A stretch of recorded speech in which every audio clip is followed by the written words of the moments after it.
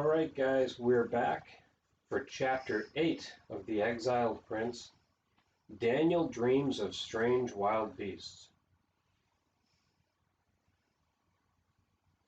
Would Israel be restored at last? Would their captivity end?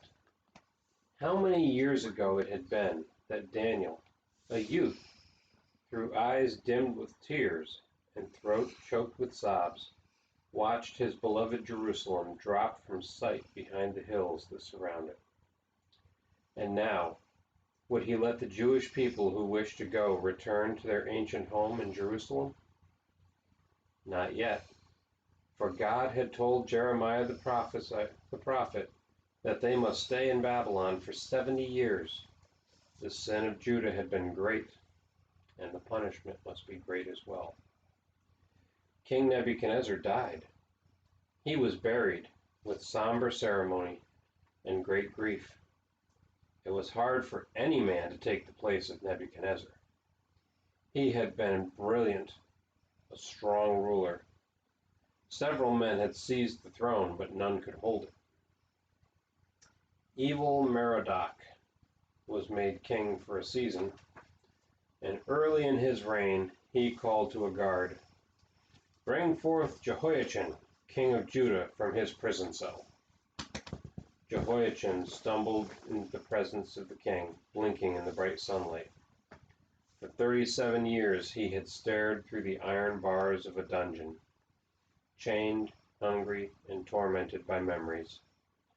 Now he was a gray-headed man, and his face lined with sadness. King Evil Merodach looked down at him. "Jehoiachin, this day I lift up your head out of prison. You will sit on a throne above the thrones of the other kings captive in Babylon. You will eat at my table, and I will supply your needs for the rest of your life." King Jehoiachin listened to the words in disbelief, but the servants brought a new robe and took away his smelly prison rags.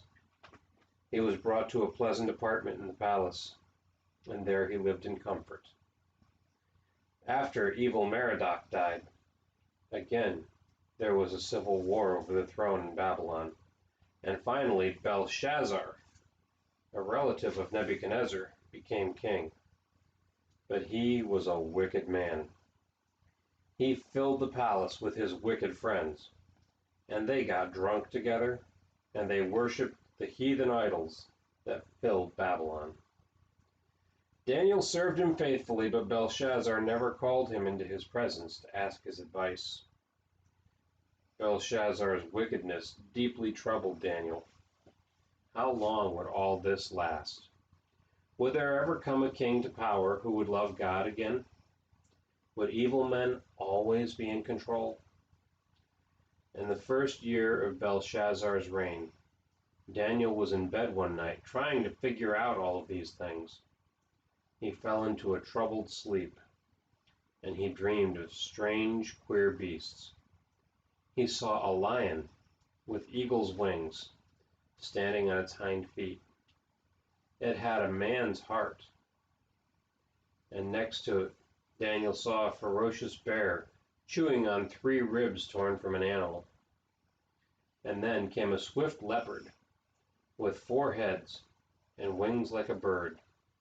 And then another animal sprang up, not like any animal ever seen on earth, and it chewed up all the other beasts with its huge iron teeth, and it crushed their mangled bodies under its sharp claws. As Daniel watched, something fearfully strange happened. From among its 10 horns another horn pushed up. It had eyes like a man and a mouth that spewed out horrible curses. And then, to Daniel's relief, all the thrones of the beasts were knocked down. A great flaming throne was set up, and the Ancient of Days, God himself, sat down on it. Millions of angels crowded around him. They brought him the books where all the sins had been written down, and they were read aloud. And then the terrible beast with the 10 horns was killed, and the Son of Man came, and to him were given all the kingdoms of the world. What does it all mean? Daniel's heart cried out. I don't understand what it means. An angel came to him and spoke quietly.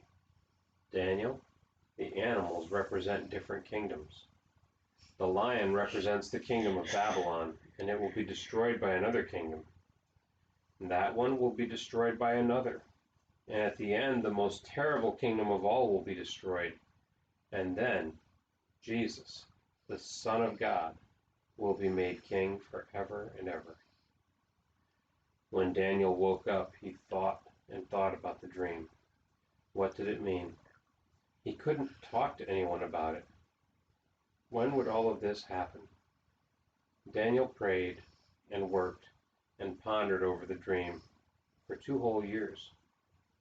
And then God sent another dream. This will not all happen right away, Daniel, the angel Gabriel explained. This will happen in the end time. All you need to know right now is that the kingdom of Babylon will be conquered by the 2 kings of the Medes and the Persians. And though Daniel did not know it, already, miles away across the burning desert to the east, mysterious things were happening that would make that prophecy come true.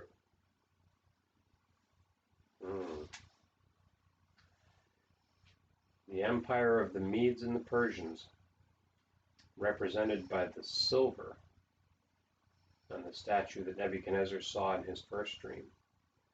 That's going to be the next empire after Babylon. And already, it sounds like the wheels are starting to turn to bring that one closer. We'll see.